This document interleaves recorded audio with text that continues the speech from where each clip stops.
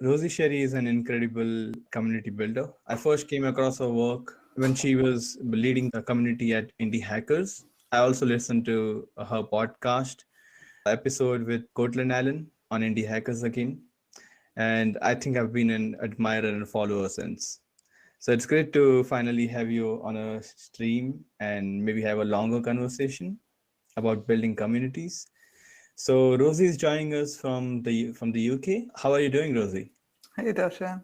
I'm good, thanks. Thanks for having me.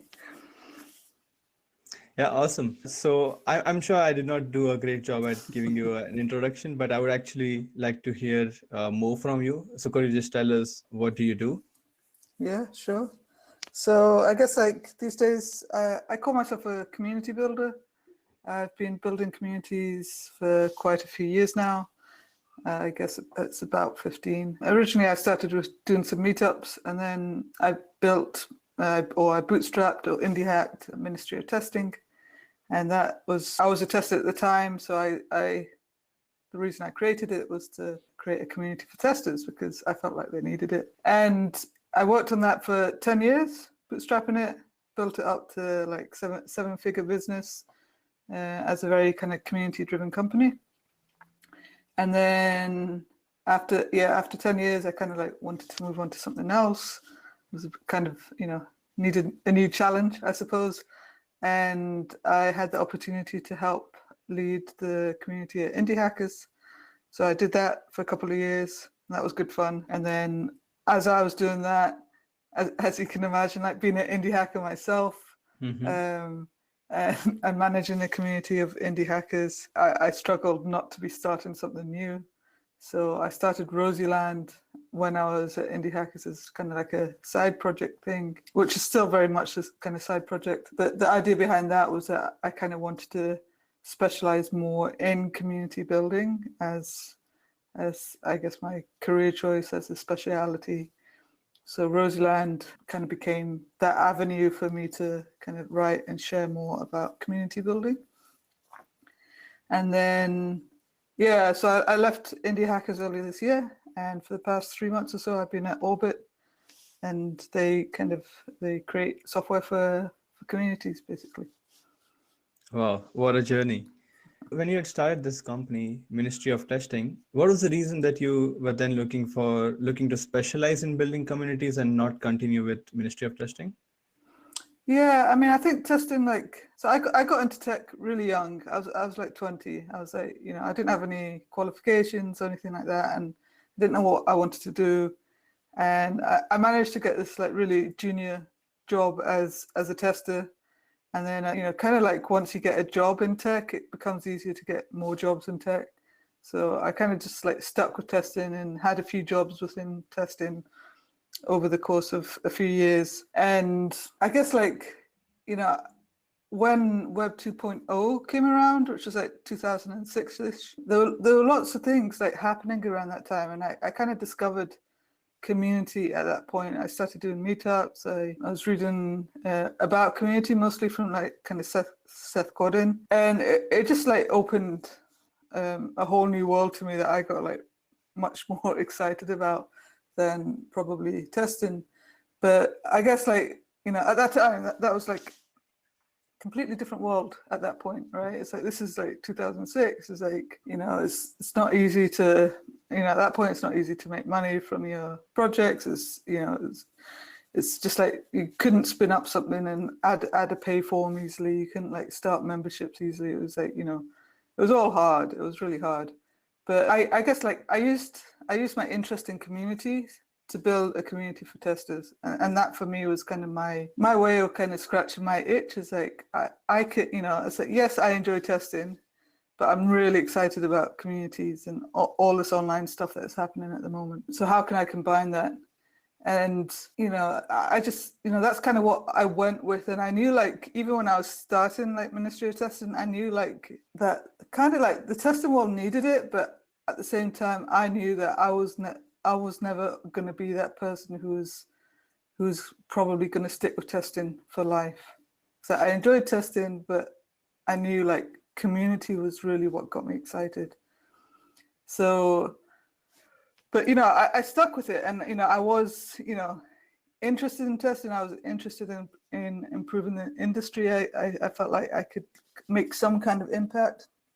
I feel like I made more impact than I originally set out to make. So, but you know, I know a lot of people like look on it and say, "Oh, you've got the 7-figure business. Why on earth would you, stop doing that?" Right? But it's like kind of like hedonic adaptations. Like you get used to things and things become normalized. And at least for me, it's like I felt like I had to move on, and like testing itself wasn't exciting me, and like there's a lot of new things coming out in the testing world that I just wasn't interested in even trying to understand.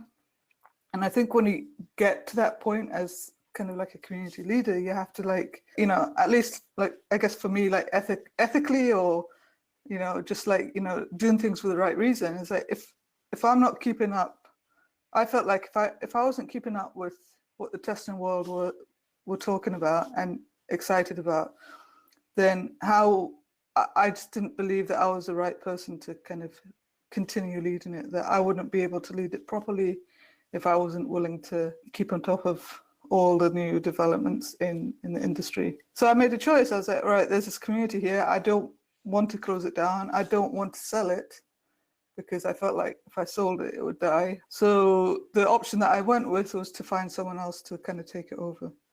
And so that's what I did. It wasn't overnight, but it happened slowly over time. Oh, what a journey. And do you also remember what was the year when you joined Indie Hackers? Yeah, so that was, I think it was 2019, like January, February 2019. Mm-hmm. And so it looks like the online communities have actually picked up quite a lot in the past couple of years. And it was not really the case like that before. So do you remember how was the community landscape when you joined Indie Hackers? Yeah, even then it wasn't like, that's like 2.5 years ago, right? So yeah, I was there for 2 years. It was not the same. It's definitely not the same as what it is now. And what it is now is like definitely kind of happened because of COVID. Is that COVID has just like accelerated or given like community this huge influx of interest. And yeah, when I joined Indie Hackers, no one was really talking about community then. It's like no one really, when people saw me join, they're like, oh, that's a cool job. But no one was really going after the job. I think Cortland probably only really spoke to me about like a community job. He was originally looking just for some social media help, but then he I kind of stuck my hand up for that because I was just looking for something different to do, and I was curious about how Indie Hackers was run. So I thought, well, if I can do the social media, then maybe that will give me some insight into how Indie Hackers is run as a community. But we ended up talking, and he gave me the role of leading the community instead. But yeah, I mean, definitely just like the whole community industry at that point, that there wasn't a lot going on, and I thought, taking up that role, I think like I was partly lucky, but at the same time, I just went after things that I felt like were interesting, I guess. Mm-hmm. So I can tell you that I think I've been a member of Indie Hackers community for more than 3 years, I guess. And I actually find Indie Hackers to be the best community where you can actually get critical feedback, and people are also very respectful while they're giving feedback. And it's not like people are just there to get attention on their products. Like when you post a particular comment, or you're asking for suggestions, or you're asking for feedback on your landing page, or you're just looking into some domains. I've seen so many times people post those questions there, and they have like a flurry of great comments there. And it's definitely not like Hacker News. Like I think Hacker News is the community where like you get the worst kind of comments there, and it can actually break people. So that's definitely not the case with Indie Hackers. What did you do to foster this kind of environment? Yeah, I mean, I think like there was definitely, like, I guess I would call it the culture, like the culture of the community is so important. And there was definitely like a really good positive culture when I joined, like that Cortland had managed to kind of seed, I guess. And honestly, it's like, why is that culture different from the culture of Hacker News. It's interesting that it's not the same, because Cortland is very influenced by Hacker News. He used to, in the early days, he a lot of his growth strategy was posting interviews to Hacker News to, and pull people in through that. It was a strategy that worked for quite a while. And also, I guess, like, Cortland had been through Y Combinator as well, and all of that. So I think, it's interesting that indie hackers does not have that same culture, right? Because it's like, why does it not have that culture? And obviously, like, there's reasons. Most likely is like when you start a community, you want to lead by example. You want to show the conversations that you like to have, and be positive and helpful. And I would guess that that's why Indie Hackers has that culture, is that Cortland put a lot of effort in the early days to kind of seed conversations and respond to them in helpful ways. And then that is what people ended up coming for. And, it's like, when I joined, I was, one of my biggest worries was, as kind of like a woman in tech, is that, am I going to have to deal with a lot of spam and a lot of attacks and a lot of negative kind of behavior like you do get on Hacker News? But actually, in reality, in the whole 2 years there was barely any situations really like that.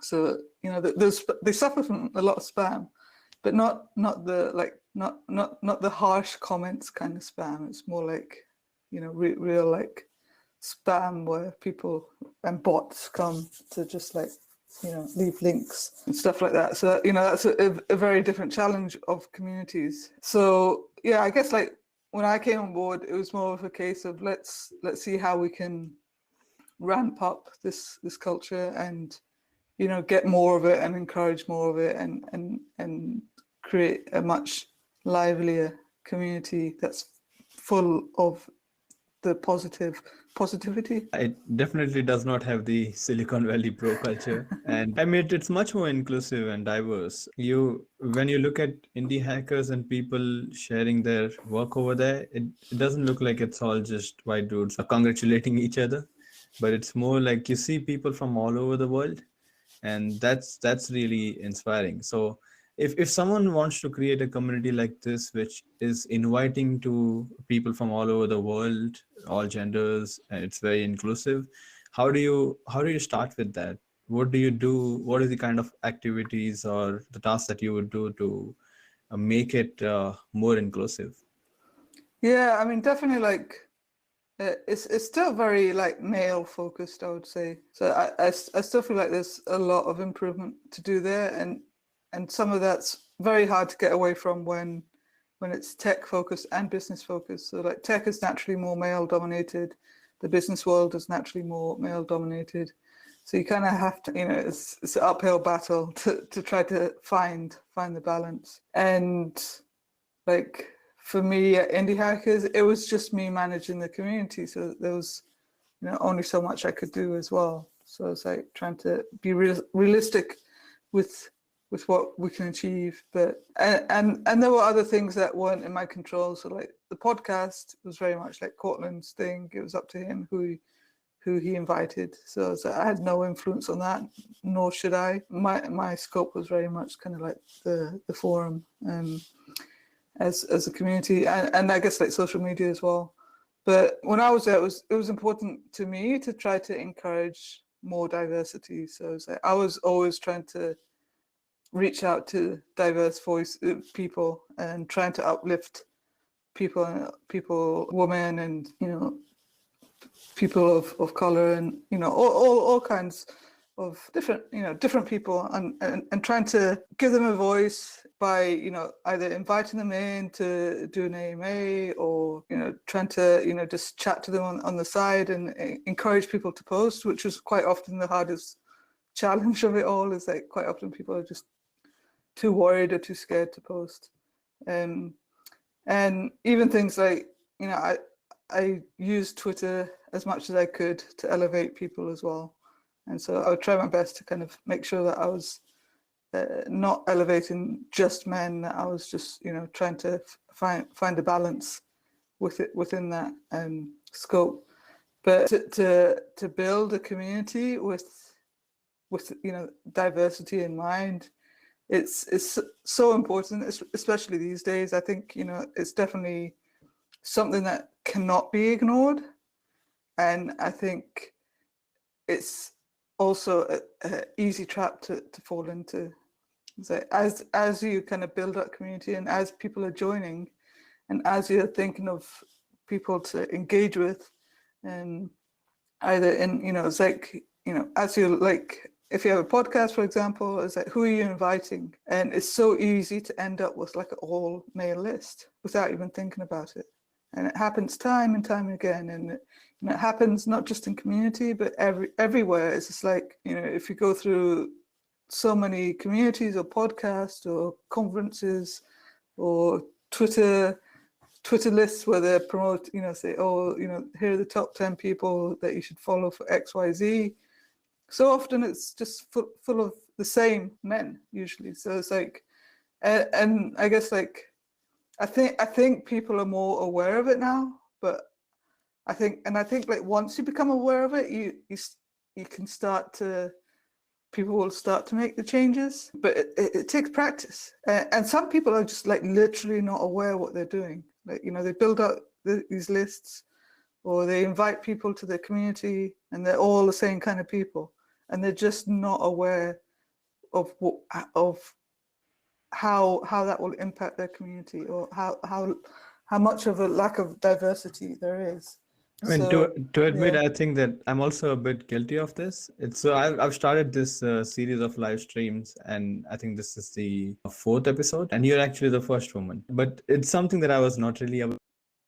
But when people start talking more of this, and when you see, like, when you just take a look at the videos that you have created and all the thumbnails. I create my thumbnails in Figma, and then I started noticing that, yeah, they're all actually men.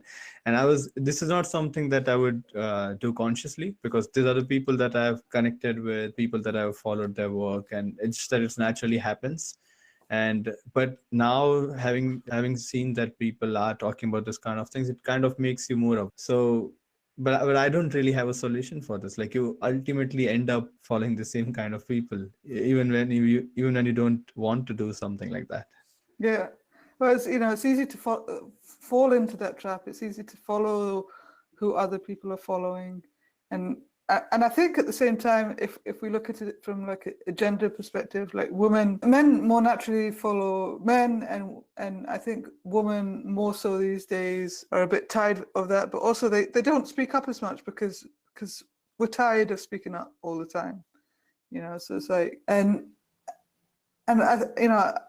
again, it's like, I'm not really an expert in this, but I try to think about it as much as I can, and I try to like find ways in my own life to improve it. But yeah, what do you do? I don't know, because like women don't want to have to keep shouting about saying, invite me to speak. You should be inviting me to speak. It's draining. It's draining, like continually pointing out that there's lack of a diversity, or that that's an all male lineup, or there's only one woman in that whole lineup out of 10 or 20, and the work is like put on us to do that. And I think that needs to change until like other people start sharing that the burden of that things won't change. And I just think that the first step is being aware of it. Once you're aware of it, then you can start to make adjustments to your behavior, and really like paying attention to these things that matter, because they do matter. It's it's so important. And if I'm honest about things, I think like generally speaking, without like obviously like everyone's different, but I think women have, generally speaking, have a different way of doing things that's equally as valid in the world today. But just by being more inclusive, I think we can like make the world a better place. And I speak from a woman's perspective, but this goes to all kind of diversity, or race issues, or all of that kind of stuff. But how can we be more inclusive and let other people have voices, and to appreciate that voices aren't, the important voices aren't always the loudest voices, and that there's so much value from just like speaking to everyone. And the fact that we worship the loudest voices is actually, I don't believe is a good thing. Yeah, to this, a really nice quote comes to my mind, which is that when you want to win an argument, you should improve your argument and not raise your voice. But I think that's something that people often forget about. Often it's just the loudest people that usually get hurt. But it's good that when we know, when we start becoming aware of this, we definitely see those changes. And to balance things out, or to maybe make the indie hackers community more diverse, did you also try actively sourcing people or reaching out to people to join indie hackers community? Much of the people who are joining kind of join naturally, but I tried to not so much like get them to join, but to get them to post stuff. And I actually tried that with quite a few women, and I struggled. Like a lot of women didn't want to share stuff. They weren't interested in sharing things in the way that indie hackers were sharing, which I find it interesting, but at the same time, I can understand that even though like indie hackers as a community is generally very welcoming, it's I think like women are, just don't see, as much as they would love to get the attention, sometimes it's just not like top of their agenda. Or what often is not seen is that there are people like lurking there, and there are people who I guess often, like if they're building products, they steal ideas, which is always a challenge. And often there's comments there that can be seen as like, oh, that's just like, that's a fine comment. But actually, when there's a lot, there can be a lot of this kind of like lightweight, passive aggressive kind of attacks or questioning of women that men don't get. And you get that on indie hackers. It's like, and some of it is kind of unintentional. So it's like women get treated differently than men, and that happens sometimes intentionally, other times just like unintentionally. So, we have these biases. So it's like, yeah, it's a tough one. So it's like, I guess like an example would be quite often like I post stuff, not necessarily on indie hackers, but it has happened on indie hackers, but it's happened elsewhere. It's like quite often that you post your, let's say your project for you're kind of like sharing it in places that you're allowed to share it. And then so like I've posted it like in one of my projects in a Slack where it's in the channel saying this is a place where you're welcome to share your project. And so I've shared my project in a Slack like that before, and like everyone else who shared the project, mostly men, got like all thumbs up and bravos and just supportive comments. And then like when I post it, like men jump in and start giving me like feedback. It's like, oh, you could have done this better. It's like, oh, why haven't you done that? And that's not like, it's like other people will look at that and say, oh, they're just trying to be helpful. But it's like, you don't need your help, thank you very much. But it's just like a typical example. And it's like when you're trying to just like share your project in a positive way and someone jumps in and does that, it kind of just like completely ruins the moment or the opportunity that or to share. When you're trying to share something, it's like that's the last thing you want, is someone to come with critical feedback. But they're just trying to help, right? But they're not. And those are the kind of things that stop women kind of participating a lot. It's like they can't be bothered. They keep getting that time and time again. It's no one's breaking any rules when they leave comments like that. But when they happen so much, it's like, why would you even bother? So yeah, so I tried for a long time to kind of get women more involved in indie hackers, and it has improved. There's definitely like more women there participating, but at the same time, I can understand why they don't want to, because of even one comment like that will just like put women off for a long time. So yeah, I mean, it's I don't have good answers around that. It's like, what am I supposed to do as a community person, community builder? Is that how do how do you get around that? I don't know. I guess for me, it's like I want to help improve that, but at the same time, it's a lot of pressure for someone to try to take on a challenge like that when it's like, actually, can you even make an impact? So one thing I ended up doing was created an indie woman group on indie hackers, in the hope that more indie women would like start talking about things and like sharing stuff on indie hackers. But in the end, what happened was that we ended up doing these meetups, and then from that we ended up creating a separate Slack group as well. And yeah, and that's, I guess, like Indie Woman has been going about a year. It's got about 200 women in there, so it's like it's not a huge amount. I guess that's just like one example of how women are quite happy to engage elsewhere as well. And maybe sometimes the solution isn't always let's have this big forum for them all to participate in. So something very weird about online communities is like people obviously react very differently when they are online, as they would do the things that they would not do in real world. Like when somebody tells you about their project, you're not just instantly going to give them feedback in real world. You're going to just have a conversation with them. You just try to understand that, or maybe just compliment them. It's something like that. But we will feel that because doing things online is so easy, and it feels like people are just a message away from you. Like it's so accessible, and then people feel this maybe powers that you can just do whatever you want when you're online, because it's just easy. You just have to type things on your keyboard and that's it. You would never do that in a real world scenario. Yeah, it's true. And let's say online community is totally different from offline. And I'm pretty sure there's some jokes out there around that. But yeah, definitely it's like people get away with so much online, right? Yeah, and it's pretty scary. It's like, I don't get involved with a lot of the stuff that people do get away with, some online forums or Reddits and things like that. It's like, oh my God. It's like, but who are these people in real life? And this is so interesting. And since you have touched on this topic, could you think of some examples which you would not do in real life, but you see people doing online? Like one example could be like in real world, when you talk to someone, there's a certain way that you carry yourself. Like you're not being pushy, or you're not pushing your agenda onto them. If it's a person that you have just met for the first time, there's a different way that you treat them, right? There's a lot of respect, you greet them.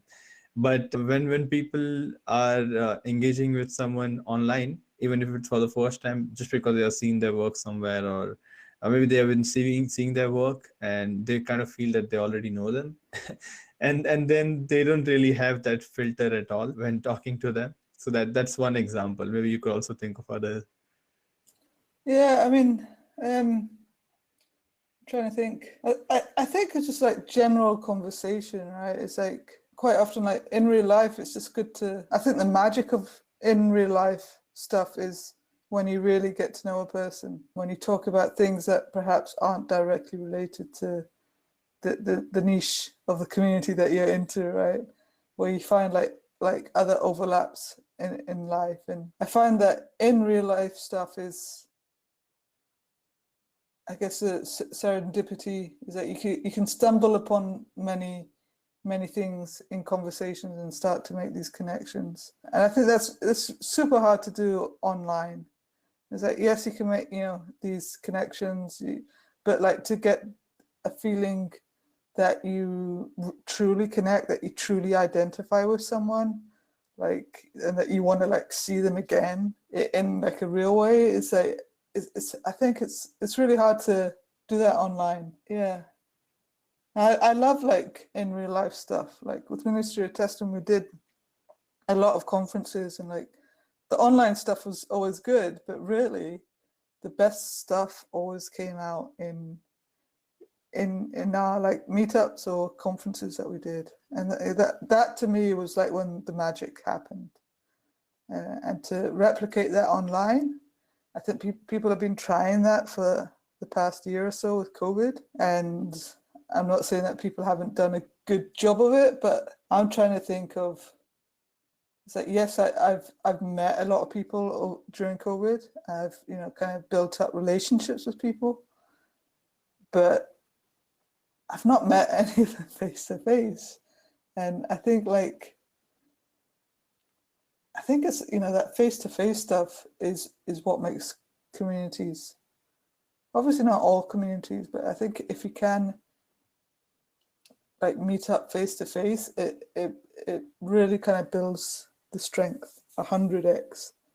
And I think back to Ministry of Testing. I think there's a few core people in Ministry of Testing that I built up relationships over the past kind of 15 years, and it's really something special, And mostly we see each other online, but once a year we might, meet up at a conference, and it's like, it's like a reunion, once a year, which is, special. It's really a way to catch up.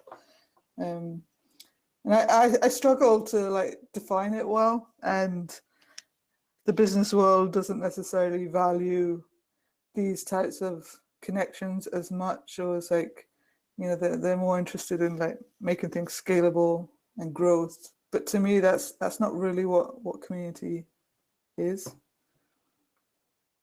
There's some magic in meeting people in real life, and especially I feel like it feels even more magical when I've known someone online for a long time. Like, it feels like you're already friends, but then you've not met them. But then when you get a chance to actually meet them in real life, it's quite different. Also, let's try to get an understanding of how someone could go about building a community from scratch. So what is the kind of playbook that you would follow, or what are the steps that you would take? I think I see it a lot. It's like sometimes people they decide they want to start a community, and then they go find the tools to set one up, and they set up some kind of location for it, a Slack, Discord, a forum, and then they invite people to it, and then they don't understand why people don't talk to each other. So yeah, I think as a playbook, I think especially when we're surrounded by people in tech, is it's almost like a natural instinct to go to the tools. It's like how, thinking about how you can bring people together with tools, but actually you kind of need to take 10 steps back or 100 steps back. And I think with communities, the basic foundations of community is probably more things like trust and the ability to have conversations. It's like you want to be able to facilitate conversations, and you want to build trust. If you don't have either of those, then it's going to be really hard to just kind of make it any kind of progress. And I think people don't like to hear this, because that means you have to spend time, because to build trust, you need time with people. You need to build up a reputation. You need to have conversations with people, all that kind of stuff. And that's not what people want to hear when they want to start a community and get it running up really quickly. It's in most cases probably, it won't work, right? And I've seen it time and time again. People think, they have a good idea and they launch a community, and then, it's crickets. People come in, but then after that, it's there's no reason for them to keep coming back. Maybe we can also try and make it a little bit specific. So I can give you an example of my own project. So I have a side project called Product Disrupt, which is a curated list of resources that people refer to learn product design. And I've also been sending a newsletter for about 4 years now. So over the past 4 to 5 years, I've built this community of people to design and into making side projects, and also working independently. So you can call them designers and makers, or usually designers who are also trying to make products. I don't really have a place for them to hang out, but I always see this kind of people who follow Product Disrupt, and then they somehow find it. I've thought many a times that maybe I could make a community where I could facilitate these discussions and create this into a community where if someone is a designer and if they want to make a product, they can actually hang out in this community, find people who do similar work, get feedback on their work. So very specific to design and making. How do you think I should go about starting a community for this? Yeah. So normally when people ask to start a community, the first thing I say is study your people. which is what you've already done to a certain extent. You know kind of who your people are. You're expert within the niche. So it's like you understand the landscape to some extent, and you've built up a list, and you have the ability to take that to the next stage because you've built up some trust, right? So the next thing will probably be to, I guess, like build up more trust, or have conversations with people, or kind of experiment with kind of like a pop-up community, or MVC is what I call it, like a minimum viable community. So like, for example, you have an email list. Is a really simple thing you can do is encourage people to respond back to you on the email list. You can say, hey, respond to this email. I'm at the other end. It's not automated, and I'll do my best to get back to you with any answers to any questions that you might have. Another thing you could do is start like organizing gatherings, like meetups online through your email list, or even just like, quite often I would just start like with one-to-one conversations. So, hey, let's just meet up and talk and hang out, and let's get to know each other better. I find like on one-to-one conversations that can have a lot of depth in them, and people don't really value them because they don't think it's kind of value to spend your time with just one person. So it's people want a meetup, they want like 5, 10, 20, 30 people, 100 people, and that's where the value is. But actually you can like organize an event or a meetup and like have a presentation or something, but then there's no real conversation going on between all the people. That's what I see a lot happening. It's like a one-way conversation with with like a presenter presenting to the attendees, and there's no real depth to any of the side chats that are going on. So by having like one-on-one conversations, there's no pressure from either end, right? So like if the person doesn't show up, it's like, yes, you miss out a bit because they haven't shown up, but there's no stress on your end compared to like if you've like organized a meetup and only 1 or 2 people show up, you'll often feel like a failure. It's like, oh, this is like, this is meant to be a meetup and only 2 people have shown up. And then the 2 people who show up will, also like, not feel great about like the experience. Whereas if you have like a one-to-one conversation, that there'll never be that feeling of failure, because obviously if someone doesn't show up, that's annoying, but the experience themselves when they do show up is you have pretty much complete control over that, and how to have a conversation with people, with that person, and to get that value from that conversation is pretty much within your control as long as they show up. So yeah, I mean, I'd recommend doing like one-on-one conversations as much as possible, and just not doing it with like a specific agenda, doing it more with like, how can you help people? And say, why is it that they're interested in showing up and talking to you? How can you help them? What are they working on? And yeah, they're really insightful. And I find like, obviously not all conversations go everywhere, but I always feel good like after having a chat with someone, and just like having that focused there to help them and no one else. And people really seem to appreciate that. And I think they'll remember it as well. So as a starting point, I think that's a good starting point. And it also gives you a chance to practice talking to people, right? And I think this idea of practice is probably underrated as well.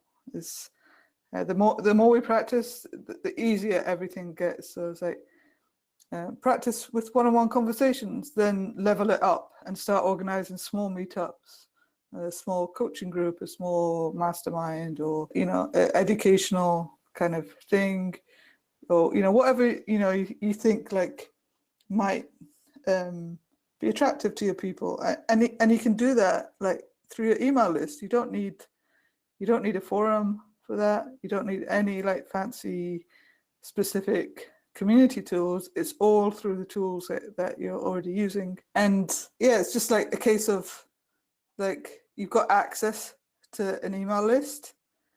How can you gather people in a positive way, and in a way that people will show up? So events, small meetups, Twitter spaces, doing that kind of stuff. And basically with the goal of just, a lot of it is just like, have a goal of just like conversing with your people, and have a goal of reaching out to people on your list, and maybe like asking them if any of them want to talk in an event. It's like, or another way might be to showcase people's products in your email. It's like you could either ask them directly, or you could like have a form for them to fill out, and then one by one you start like showcasing people's products and just like build upon that. I think like a lot of community is like it's so hard to like have answers specifically. Is like how do you build community, because like so much of it I feel like comes from the conversations that people have. And then to build community, you have to really like pay attention to all those conversations and look for kind of things that people get excited about, or questions that people keep asking time and time again, and or things that they might be trying to do together but aren't really getting it off the ground. And then like as a community founder, you can like, because you're spending time and paying attention to all of those things, like and other people won't be doing that as much as you can see those as opportunities as to how to serve your community. And like, I guess like a job board type thing is another common thing that tends to happen with communities. Is like once people start, like I'm getting this a lot for example at Rosieland, I keep meaning to start a job board because people keep coming to me. It's like I'm looking for a job, or on the other angle, it's like I'm looking for people to hire in community. And I think like, I would take that as a sign of, oh, this is an opportunity to build community. People are coming to me for this. I should probably start a job board. But I wouldn't start a job board if I didn't see that people, that kind of trend. And you can't see that trend until you become that kind of central kind of person, because you've already like started some kind of niche, or list or audience that ends up evolving into communities, because people they're looking for help. You're the expert, and then out of obligation you kind of feel like you have to serve these people. Yeah, and so hosting meetups is actually a very interesting angle. I did not really think about it. I was always thinking in terms of like written form is a very comfortable medium for me. I've always been thinking in terms of that. But yeah, now that you have said this, it has actually got me very interested, and I'm now thinking that how can I host this kind of meetups and see what comes out of it. And also the second thing, I'm actually starting a job board. It's because, as you mentioned, when you have people who reach out to you, like, because I'm also a practicing designer, right? The things that I do on the side are still my side things. People often reach out to me with some of the job offers, and people who are looking for other people to join their companies. And because I have built up an audience, people obviously want to share their jobs with them. And then there are also other kind of people who are looking for jobs, and they're actually my direct audience, because designers and makers. So I've been seeing this kind of communication or request happening for the past some time. So I thought that I can start a job board. This is community building, right? It's connecting people, helping people. Community is not a forum. And even these days I'm kind of referring to like, well, everybody's kind of a community builder to some extent, or they can be. And like event organizers, I think the future of event organizers is that they have to become more like community builders.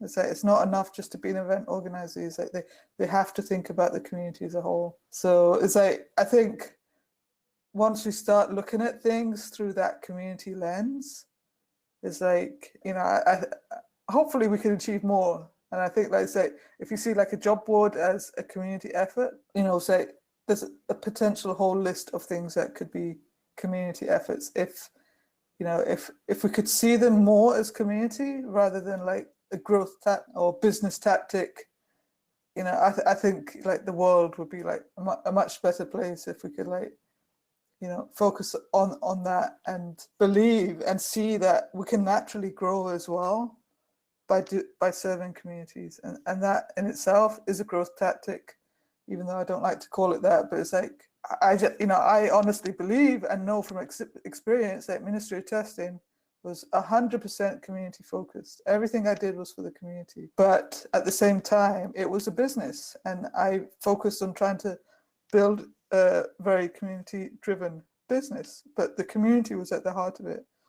And I think, I've been saying it for years and I've known it for years, but I think like community is the future for the successful businesses.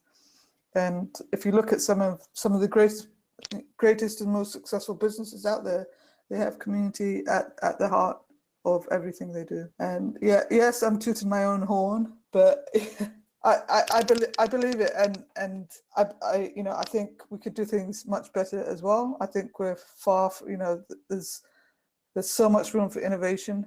There's so much room for like rethinking how we do things, and like the world has changed so much with COVID. Stuff like it's like everyone went remote because they had to. No one thought that was possible, right? But it was, to a certain extent, it was. And it's like I had been saying for years, it's like I don't understand why people just don't work remotely. It's so easy, and no one would, most people wouldn't like really listen to me. It's like, and then like COVID happens and everyone's remote, and I'm like, yeah, but I think like if you take that as an example, people like can't see what's possible because they're so used to the day-to-day of how things are. But I believe that like.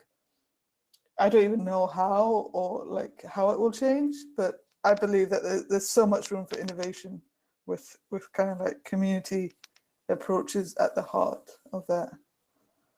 So relatable. I've seen so many people who were like this, like, the kind of work that we do can never be remote. The great products are not built remotely. You need people to have in the same room and all these kind of things. But after the pandemic happened and everybody was just forced to work remotely, now these are the same people who have now actually become the brand ambassador of remote work, and they're going to go everywhere and tell people that how great remote work is. And sometimes I feel that people should not dismiss things that they have not tried in the past. Like people are so quick to dismiss things even before giving it a try. If you've not done it, how do you even know if it works or not? Yeah, so very interesting. And also for people who are building communities, but it's also a business for them. What are the different ways that they can monetize it? So you mentioned that one of the way could be starting a job board. People pay money to have the jobs featured over there. And obviously you share it with your community. So that's one way. What are the other ways? Yeah, I think like I tried to think of, I've been thinking about this for a while. I need to come up with a proper list. But when I think of like how communities can make money, I think it's the same as how businesses can make money. There's not really a difference. So like, it's like if you have like a publishing company, let's say a news media website, it's not necessarily a community, but you make money from ads, you can make money from subscriptions. It's the same with community. It's like you can make money from ads, you can make money from subscriptions or membership. You can make money from job boards. You can make money from, let's say, events. That's the kind of ads that you would have for the community. Well, it really depends on the community that you serve and like what you think will go down well. Like, and it also depends like on the industry and where it's heading. Like 5-10 years ago, it was all like online ads, right? And now I think, ads are hard, and it needs to be more like sponsorships kind of thing, like let's work together and ads are a part of it, or let's sponsor an event but let's also work together before the event with some ads so that when the event happens there's some level of trust built up. So, or it's like let's do some like Twitter promotions or some collaborations, which it depends how you look at it, but collaborations with companies are essentially ads, but they're just like in a different kind of format. And I think a lot of it depends on like how much work can the people within the community put into it, as like the people who work for the community, and how much budget people are willing to pay that have the budget to pay communities for that kind of stuff. I'd like to hope that like ads are traditionally driven by like, I guess, marketing and advertising budgets, and quite often they look for these direct like click and number of clicks and the conversion rates and stuff like that. But I think increasingly, those should not be the way to measure the success of ad placements or sponsorships. It's it should be more holistic. It should be the companies wanting to build up trust and build up a brand with the community, and that they need to understand that most purchases don't just come from that first click.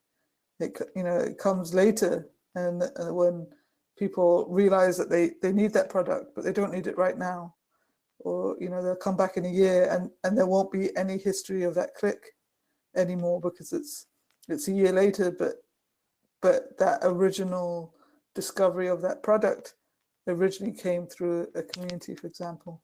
So I have wishes that companies will get better at understanding that, and I've definitely worked with companies in the past who just try out one ad slot and then disappear because it wasn't the result that they wanted. So yeah, I think companies need to work with a longer term vision when they want to work with communities like that. But that's easier said than done. But those are the hopes I have for how the community industry can change. Other things like conferences, with Ministry of Testing, we did conferences, and that was a huge part of our revenue.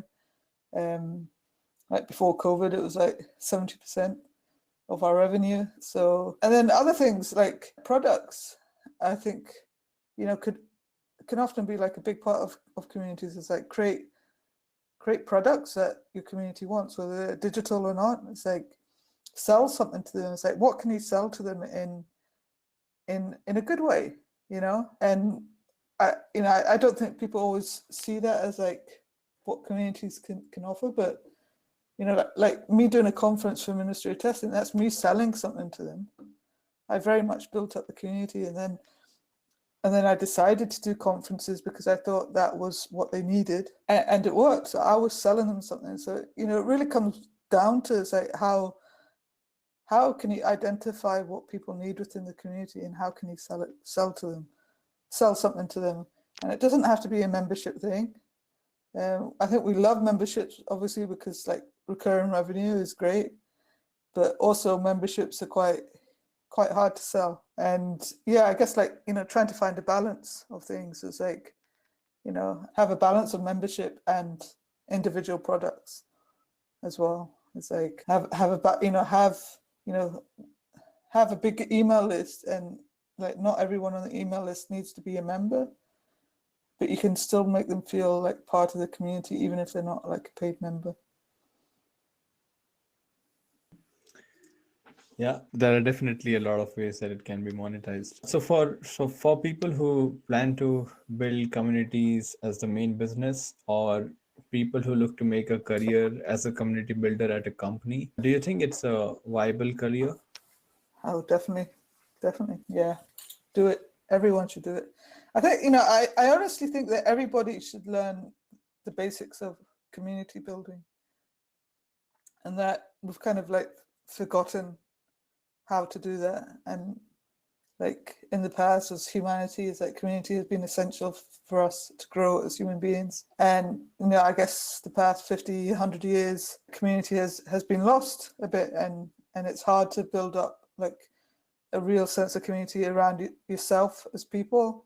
And then also as you grow and get older, and the world now with everybody moving around so much, it can be really hard to kind of create this sense of community as an individual. But yeah, I mean, definitely community is hard. It's so easy, yet it's so hard. But definitely the future, I think, is community. I believe it. I hope it is. Yeah, I hope so too. Yeah. What do you think could be a top qualities in someone who's looking to make a career into building communities? Who would be the best fit for it? Oh yeah, good question. I think you definitely don't need to be extroverted. I think a lot of people think to be a community builder you need to be extroverted, and definitely not. I think it's more of a case of you need to find your ways to be able to talk to I guess it's more like I think it's important in community to want to serve the community that you're trying to serve. So it's like, like you can study things to help you become a better community builder, but really the best community builders, I feel, are people who really care about the community they're serving. So like I said, I was at Indie Hackers because I really cared about indie hacking, and I had indie hacked my previous business, and I understood the challenge, and I definitely couldn't just go and work at any community. I have to work at a community that I'm really kind of passionate about, solving problems for them. So that's not a specific community building skill. For me, it's essential. And when I look for people to hire or to work with, that's what I want to know. I want like with Orbit, anyone who wants to come work with me, they have to want to change a community industry. Like they have to be like super passionate about that. And I would almost place more value on that than anything else. It's like if they don't have that, they're not going to get past the first step.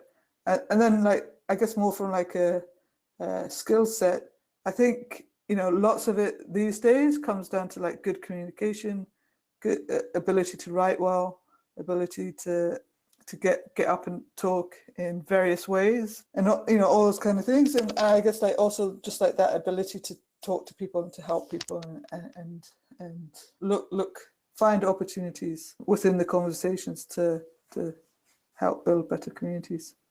I mean, we at least have cleared one myth, which is you don't have to be extroverted to build communities. Yeah. Yeah, perfect. On a closing note, could you give us one piece of advice for people looking to build communities? Yeah, I would say like forget about the tools and focus on the conversations. The more conversations that you have, the more that will lead you to building a community. Yeah, that is short and so sweet. Like people can always get hung up on tools, and this is also something that I also tell people who want to learn design or become a designer. A lot of people always try to make the whole conversation about the tools, and it's very simple. The tools are just the tools that allow you to do the work, and they're always going to come and go. Like nobody could have thought of any other tool when they were using Photoshop was so powerful, and then Sketch came and it wiped out Photoshop, and now there's Figma. And people get so passionate about these things, but they forget that it's just a tool that is allowing them to do the work that they want to do. So the craft is something that really matters. And most of the tools have a very easy learning curve these days because they all have a good user experience. Yeah. So I can 100% vouch for that advice. Do not get hung up on tools and just try to have conversations. Having conversation is the craft of building communities, right? Yeah, definitely. I think that's like the foundation, right? It's like how can you build community without conversations? I don't know how, right? Yeah, 100%. And also one last question which actually comes out of personal curiosity. A lot of people might not know that you are a mom of five, and you are homeschooling them. Yeah. And you still manage to do so many things online. You have a full-time job, you have Rosieland, you're writing so much, you're doing this kind of streams. I'm not going to ask what's the secret of your productivity because that's going to be very complicated. I just want to understand what is that one thing that keeps you motivated to do so many things? Because it's so easy for someone like you to just decide not to do this extra things, right? But you still decide to do them. What's that one thing that motivates you to do this every day? Well, there's probably two things. One is I genuinely love the work that I do. So I'm just like every day I get up and I'm motivated to do stuff. And I look at my day every day is like how can I squeeze time in here or there to take these little steps forward. And the other thing is that I'm super grateful for everything that I have, and I don't want to lose that. It's like I want to keep going and I want to change things, and the world is like an amazing place, and I think it's easy to forget to be grateful about everything that we have. So I hold that close to my heart every day. Is that I'm so lucky to be able to do what I can now, and to live, generally speaking, a well-off life. So I'm gonna just keep seeking to do more and better because I can and because I want to. Perfect. If you have some more time, we can take one audience question. That will be Sure. the last. So Sandeep is asking that what are the things that the community builders should not do? Yeah, they shouldn't I think data is important to some extent, but they shouldn't worry about the data, especially in the early days. They shouldn't measure themselves by the traffic or the growth or the number of people on their email list, and more focus on the people and the conversations that you're having to build the trust. I think that's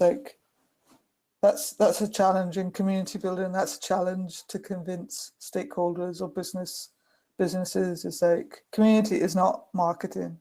It is not growth. It's something completely separate, and we have to think of ways to value that. And just to finish it off, is because community often gets compared to marketing, and marketing often say these days is communities is the new marketing. It's a new way to get customers and all of that kind of stuff. And whilst it's kind of true that community does help marketing, community is not the new marketing. Community is its own thing. And community the way I see it is that community helps build up trust so that marketers can then leverage that trust to market to their people. So that's my long-winded way of saying don't pay too much attention to the data and pay more attention to pleasing as many people as you can. That's perfect to sum it up. Keep things real. Don't get hung up on the just make you feel good. Perfect. Rosie, thanks a lot for taking the time. It's always great talking to you. And I've personally learned a lot of things, which I'm definitely going to try and work on, and I'm going to make some use of it. I'm sure that others might have also learned a lot of things. So thanks a lot again for coming on the stream. Thank you for having me. I appreciate it. And what are the places where people can go to follow you? On Twitter, Rosie Sherry, and then online there's Rosieland, so that's rosie.land.